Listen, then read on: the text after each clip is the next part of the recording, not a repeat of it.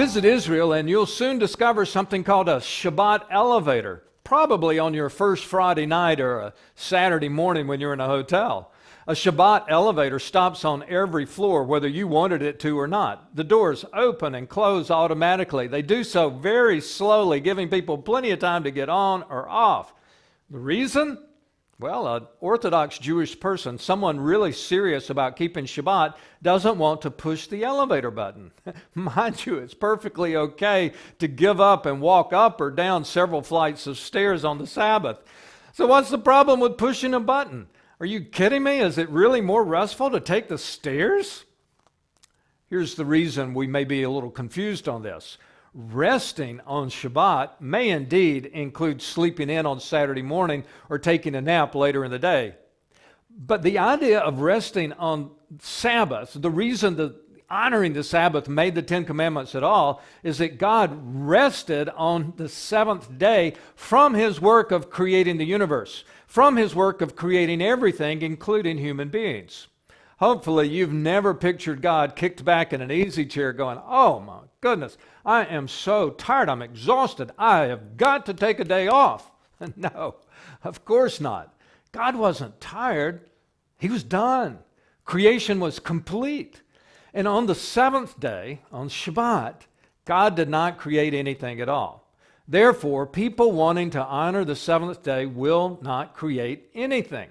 They will not cook, for that would be creating something new that had not existed before sundown on Friday. Likewise, a student would not write an essay. That would be something brand new. A father would not tackle a project at home. And no one would start a fire. That's the secret. No new fire. You see, what happens when you push an elevator button is that somewhere behind that elevator panel, there's a tiny spark of electricity that tells the elevator which floor you would like to reach.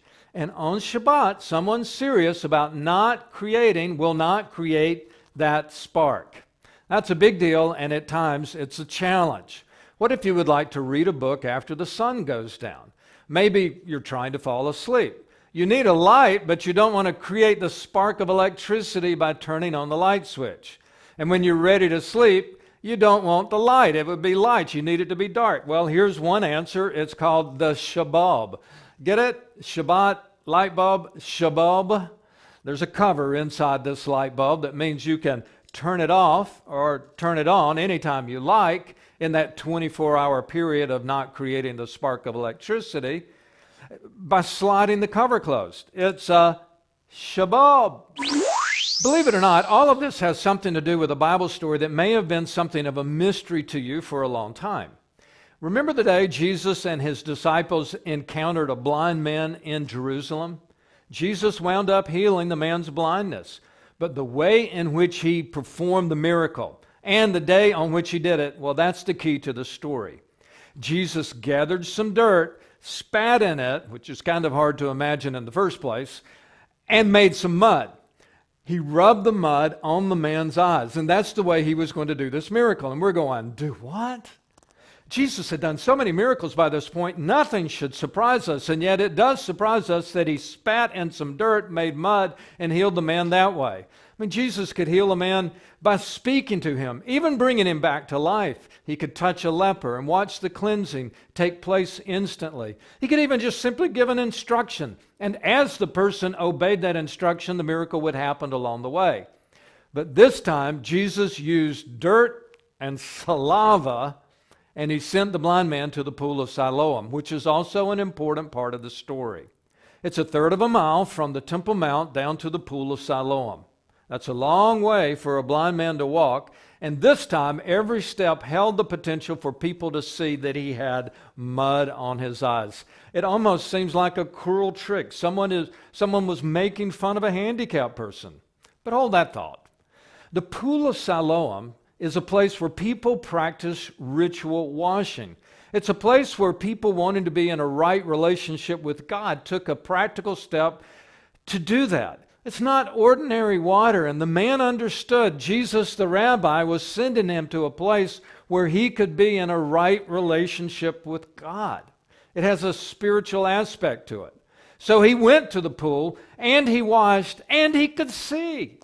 We cannot imagine his joy. He must have run all the way back up the street, wanting to tell everyone what had happened to him and who had done it. But if you've already read this story, you know there's a problem, because Jesus had done this on Shabbat. Jesus had dared create something new on a day when no one was creating. He created the mud on the day of rest. He took a bit of dirt, he took a bit of himself, and he created the mud. Do you remember how God created Adam, the very first man? It says in Genesis that the Lord God took some dust of the earth, breathed into it, and created a human being. Now look, Jesus did not simply speak to the blind man and heal him.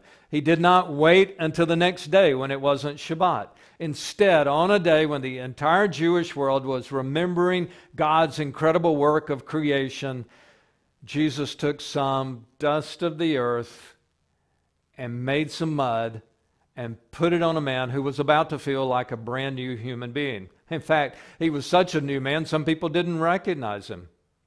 It was a radical statement to all the religious leaders of Jerusalem. With all of their rules, those religious leaders seemed intent on making it impossible for people like me and you to please God in the first place or to enjoy God. In the beginning, what God really wanted was to have a vibrant, enjoyable relationship with the human beings he had created. He wanted people to enjoy what he had created and to do so on a regular basis, once a week at least. Jesus spent his ministry calling people back to this original, enjoyable purpose. And as he continued to break the man-made rules about keeping the Sabbath, Jesus was also making a powerful statement about who he was. And his enemies saw it, and they got the point. They accused him of blasphemy. They accused him of making himself equal with God. They decided that Jesus must die.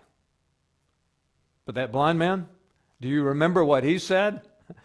The only thing I know for sure, he said, is that once I was blind, but now I see.